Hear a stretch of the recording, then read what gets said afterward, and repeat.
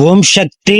நாமக்கல் மாவட்டம் செக்குப்பட்டி பரமத்தி வேலூரைச் சார்ந்த அருள்ராஜ் கௌஷிகா தம்பதிகள் திருமணமாகி 2 ஆண்டுகள் மழலை செல்வம் இல்லாம நம்ம சேலத்து மகமாய தேடி வந்து 3 அமாவாசை கும்ப படையல் பிரசாதம் வாங்கி சாப்பிட்டு 3வது மாதம் வாங்கி சாப்பிட்டு அதே மாதமே அம்மா மனமிறங்கி கருவை தக்க வச்சு அழகான பெண் குழந்தையை ஈண்டெடுத்து அம்மனுக்கு தேங்காய் பழம் பூ மாலை வஸ்திரம் சாத்திட்டு வேண்டுதல் கடனை செலுத்திட்டு உங்க முன்னாடி சாட்சியாக நின்றுட்டு இருக்காங்க.